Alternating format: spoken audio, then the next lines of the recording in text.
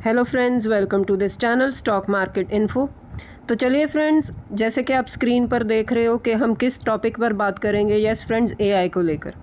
तो एआई को लेकर फ्रेंड्स क्यों बात करेंगे, सबसे पहले मैं आपको बता दूं कि हम जैसे कि ऑलमोस्ट आप बोल सकते हो कि 1 या 2 दिन में हम ऐसी बात डिस्कस करते ही करते हैं कि एआई कंपनीज़ में ना अब टॉप लेवल से प्रॉफिट बुकिंग चल रही है। बहुत सारे रीजंस है प्रॉफिट बुकिंग क्यों हो रही है, लेकिन आप ये कह सकते हो कि प्रॉफिट बुकिंग तो चल रही है।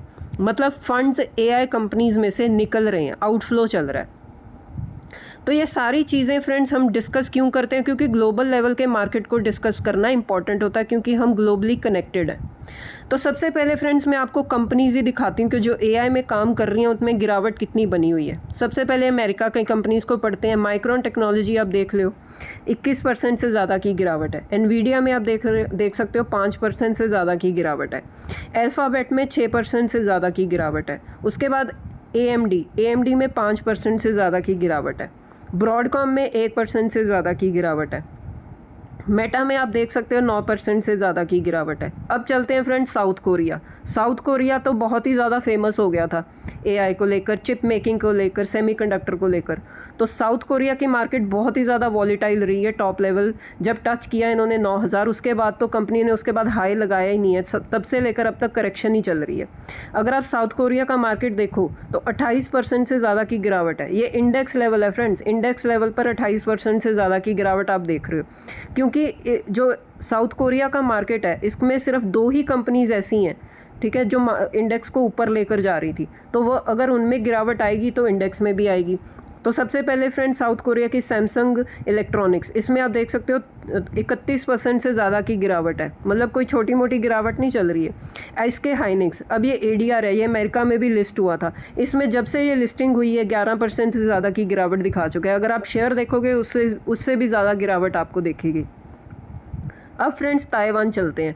ताइवान की जो कंपनी है सेमीकंडक्टर में काम करती है, टीएसएमसी, ये 6% से ज़्यादा की गिरावट शो कर रहा है। उसके बाद निक्केई आ जाओ, जापान का मार्केट 10.23% की गिरावट है। तो सारी चीज़ें फ्रेंड्स हमें क्या शो कर रही हैं कि अब एआई का जो सिस्टम हम देख रहे थे, जो स्टोरी देख रहे थे, वो गेम ओवर हो चुकी है। मतलब एआई अब ख़त्म हो चुका है। जो ये बातें चल रही थी कि एआई टेक्नोलॉजी है, बहुत अच्छी है, आगे जाकर एआई वर्क करेगा, तो ये चीज़ें चल रही हैं, तो ये गेम ओवर हो चुकी है। तो इसके लिए फ्रेंड्स हमें 3 रीज़न समझने पड़ेंगे कि ये जो प्रॉफिट बुकिंग आ रही है इसके रीज़न्स क्या हैं। सबसे पहला रीज़न है फ्रेंड्स कैपिटल एक्सपेंडिचर। कंपनी बहुत ही ज़्यादा खर्चा कर रही है। हर कंपनी जो एआई में कर रही है, काम कर रही है, वो बहुत ही ज़्यादा खर्चा कर रही है। अब खर्चे को फ्रेंड्स जस्टिफाई हम कैसे करेंगे? इनकम के साथ। अब आप किसी भी चीज़ पर खर्चा कर रहे हो, उसका आउटपुट भी तो आना चाहिए, रिटर्न भी तो आनी चाहिए। हर कंपनी अब एआई को लेकर काम कर रही है। अब अगर आप कोई भी कंपनी देखो तो वो अपने नाम के आगे एआई लगाकर काम कर रही है। तो अगर आप इतना खर्चा कर रहे हो, आप उसको जस्टिफाई भी तो करो ना इनकम के साथ। तो इनकम उतनी होगी कि नहीं, अब वो इन्वेस्टर्स के लिए क्वेश्चन मार्क बनता जा रहा है कि जितना हम खर्चा कर रहे हैं। फॉर एग्ज़ाम्पल आप इसको थोड़ा सा रफ एग्जांपल के तरफ से ले सकते हो। जैसे कि हमने 100 रुपया लगाया एआई के कंपनी में, एआई के बिज़नेस में, और अगर उसकी इनकम ही नहीं आ रही अभी, मतलब खर्चा करने के बाद भी इनकम नहीं आ रही, तो उस कैपिटल एक्सपेंडिचर का फ़ायदा ही क्या है? तो ये अब क्वेश्चन मार्क निकलना शुरू हो गया कि जितनी इन्वेस्टमेंट्स चल रही हैं उतनी इनकम आएगी कि नहीं आएगी, और कितनी देर बाद आएगी। ये नहीं है कि हम खर्चा कर रहे हैं उसके बाद हमें 15 साल वेट करनी पड़ेगी, 20 साल बाद मतलब हमें रिटर्न्स मिलेंगे, ऐसा नहीं ना होना चाहिए। तो अब ये क्वेश्चन मार्क आ रहा है इनकम पर।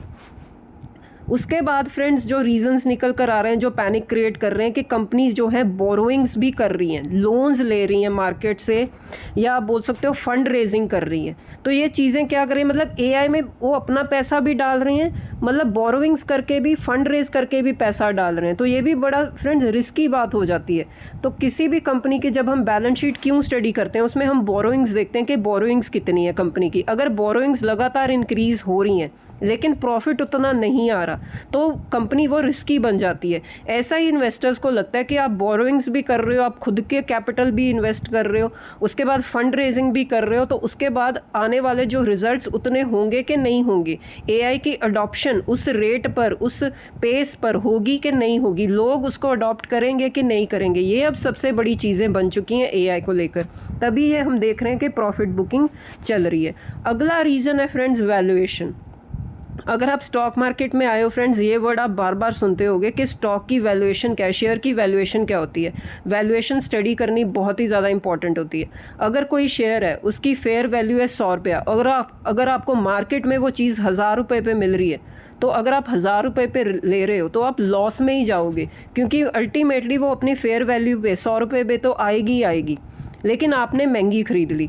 अब यही एआई के साथ हो रहा है। इनकी वैल्यूएशंस जो है ना शेयर्स की, बहुत ही ज़्यादा हाई लेवल पर जा चुकी हैं। मतलब वैल्यूएशन क्या होती है कि इन्वेस्टर्स ये मान कर चल रहे हैं कि आने वाले टाइम में एआई बहुत ही बड़ा धमाका करेगा, इसीलिए वो आज इनको हायर वैल्यूएशन पर लेकर जा रहे हैं। लेकिन फ्रेंड्स, हायर वैल्यूएशन को जस्टिफाई कैसे करना होता है? अर्निंग्स के साथ।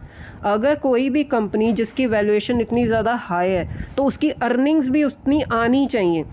अर्निंग्स कैसे हम देखते हैं? रिजल्ट्स। जैसे कि हम अपने इंडियन इकोनॉमी में रिजल्ट स्टॉक मार्केट में कैसे आते हैं? क्वार्टर के, हर क्वार्टर के बाद रिजल्ट्स आते हैं, क्वार्टर 1, 2, 3, 4। तो हम रिजल्ट्स क्यों चेक करते हैं? हमें पता चलता है कंपनी की परफॉर्मेंस क्या है। ऐसी एआई की कंपनीज़ हैं, वो अपने वैल्यूएशंस को जस्टिफाई कैसे करेंगी? अर्निंग्स के साथ। अगर अर्निंग्स वैसी ना आई तो कंपनी में फ्रेंड्स शेयर में बहुत बड़ी गिरावट भी आ सकती है, ऐसा अब इन्वेस्टर्स को लगता है। तो इसीलिए थोड़ा सा पैनिक क्रिएट हो रहा है मार्केट में एआई को लेकर। उसके बाद फ्रेंड्स, सबसे इंपॉर्टेंट रीज़न है, इसको आप नोट डाउन करके चल लो कि एआई में प्रॉफिट बुकिंग क्यों चल रही है। चाइना की वजह से। अब आप बोलोगे चाइना के वजह से मतलब एआई में प्रॉफिट बुकिंग कैसे आ गई? यस फ्रेंड्स, इनकी एक कंपनी है CXMT, ये मतलब चिप मेकिंग में काम करती है कंपनी। ये कंपनी फ्रेंड्स लिस्ट हुई है मार्केट में, चाइना की मार्केट में। और आप मतलब यकीन नहीं करोगे कि मैं आपको एग्जांपल देती हूँ कि अगर कोई भी कंपनी हमारी इंडियन मार्केट की जो है IPO लेकर आती है, तो वो लिस्ट जब होती है, तो अगर प्रीमियम पर लिस्ट होगी कंपनी, तो वो कितने प्रीमियम पर होगी? 10%, 15%, 20%, ज़्यादा से ज़्यादा लगा लो कि अगर छोटी कंपनी है SME 80%, 85%, 90%, इस परसेंटेज पर लिस्ट होगी। ये कंपनी फ्रेंड्स 470% पर जो है लिस्ट हुई है, मतलब इतने प्रीमियम पर लिस्ट हुई है। और इतना प्रीमियम इसको कैसे मिला? क्योंकि फ्रेंड्स चिप मेकिंग में काम करती है। और चाइना का तो आपको पता ही है कि ये पीछे नहीं है एआई में। चाइना एक मैन्युफैक्चरिंग हब है, और चिप मेकिंग में एआई में अब चाइना भी पीछे नहीं है। नो डाउट चाइना ने एआई में इन्वेस्टमेंट की थी, लेकिन इतनी नहीं की थी, कम की थी। अब वो चिप मेकिंग में भी आ रहे हैं, और उनकी एक कंपनी है 470% पर लिस्ट हुई है, और नंबर 1 कंपनी बन चुकी है। और सबसे ज़्यादा इम्पॉर्टेंट बात ये निकल कर आ रही है कि ये सस्ते जो है चिप्स बनाएंगे, मतलब जो कॉस्ट पर अमेरिका बना रहा है या जो है मतलब ताइवान बना रहा है, साउथ कोरिया बना रहा है, उससे कम प्राइस पर ये चिप मैन्युफैक्चर करेंगे। तो अब इससे होगा क्या? कंपटीशन बढ़ेगा फ्रेंड्स। और जो इन्वेस्टर्स हैं वो किसकी तरफ भागेंगे? बायर्स किसकी तरफ भागेंगे? सस्ते चिप्स की तरफ। तो चाइना क्या कर रहा है? चाइना की यही पॉलिसी होती है कि वो सस्ते प्रोडक्ट्स जो है ऑफ़र करेगा, मतलब कम प्राइस पर। तो इससे क्या होगा? कंपटीशन बढ़ेगा। कंपटीशन बढ़ने से क्या होता है फ्रेंड्स? जो है मार्केट शेयर है वो जो महंगा कंपनी प्रोडक्ट बेच रही है वो मार्केट शेयर लूज़ कर सकती है, जो सस्ता बेच रही है उसका मार्केट शेयर इंक्रीज़ होगा। तो ये बढ़ता हुआ कंपटीशन फ्रेंड्स अब पैनिक लेकर आ रहा है एआई में। तो ये सारी चीज़ें क्या हो रही है एआई में, जो है एक मतलब हलचल क्रिएट कर रही है, नेगेटिविटी क्रिएट कर रही है। इसीलिए हम देख सकते हैं कि प्रॉफिट बुकिंग चल रही है एआई में। उसके बाद फ्रेंड्स, हमारी इंडियन स्टॉक मार्केट का क्या, हमें क्या फ़ायदा है या हमें क्या नुकसान है इससे? तो हमें कोई नुकसान नहीं है फ्रेंड्स, हमारी आईटी कंपनीज प्योरली फ़ायदे में है इससे। हम देख सकते हैं पिछले कुछ टाइम से, मैंने कल भी एक वीडियो अपलोड किया था कि हमारी आईटी कंपनीज जो है रिवाइवल हुआ है, ठीक है। तो उसको हम कैसे एनालाइज़ करें, तो आप उस वीडियो को जाकर देख सकते हो। मैंने डिटेल में डिस्कस किया है कि हमारी आईटी कंपनीज़ में एक अच्छी तेज़ी बनी हुई है, और वो यही रीज़न है फ्रेंड्स कि हम एंटी एआई ट्रेड जो है फॉलो करते हैं। हमारी आईटी कंपनीज़ को थोड़ा सा बेनिफिट मिल जाता है जब एआई में प्रॉफिट बुकिंग आती है, ठीक है ना। तो हमारी आईटी कंपनीज़ को तो फ़ायदा मिल ही रहा है। हम लास्ट कुछ काफ़ी दिनों से देख रहे हैं कि आईटी कंपनीज़ में अच्छी तेज़ी बनी हुई है। उसके बाद फ्रेंड्स वीडियो को कंक्लूड करेंगे कि अब एआई को लेकर हम कैसे एनालाइज़ करें। क्योंकि फ्रेंड्स अगर ग्लोबल लेवल पर ऐसी प्रॉफिट बुकिंग होगी, ठीक है, तो आने वाले टाइम में हम मार्केट को कैसे देखें, कैसे एनालाइज करें। तो सबसे पहले फ्रेंड्स मैं आपको बता दूं कि ये जो प्रॉफिट बुकिंग चल रही है ना, अभी हम पहले जैसे बोलते थे ना ये बबल है, बर्स्ट हो गया, अभी तक ऐसा कुछ नहीं है, बबल बर्स्ट नहीं हुआ। बबल बर्स्ट होना किसको बोलते हैं? जब टॉप लेवल से 70-80% जो है शेयर क्रैश कर जाए, उसको बोलते हैं बबल बर्स्ट करना।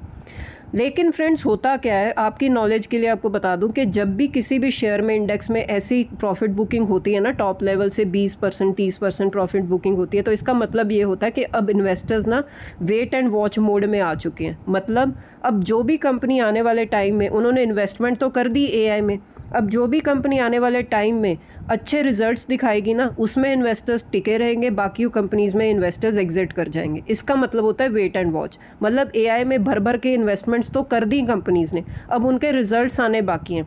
अब जैसे जैसे रिजल्ट्स आएंगे कंपनीज़ के, अच्छे रिजल्ट्स आएंगे तो इन्वेस्टर्स उसमें टिके रहेंगे, क्योंकि पैसा तो बना ही हुआ है, इन्वेस्टर्स उसमें टिके रहेंगे। और जिन कंपनीज़ के रिजल्ट्स अच्छे नहीं आएंगे उसमें इन्वेस्टर्स जो है एग्जिट ले लेंगे। इसका मतलब होता है फ्रेंड्स स्टॉक स्पेसिफिक एक्शन बन जाएगा एआई में, ठीक है ना।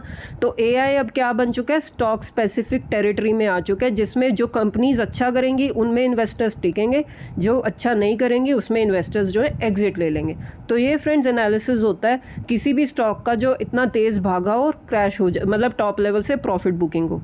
तो ये सब चीज़ें फ्रेंड्स एआई को लेकर आप भी स्टडी कर सकते हो। तो ठीक है फ्रेंड्स, अब मिलते हैं नेक्स्ट वीडियो में। Till then bye bye.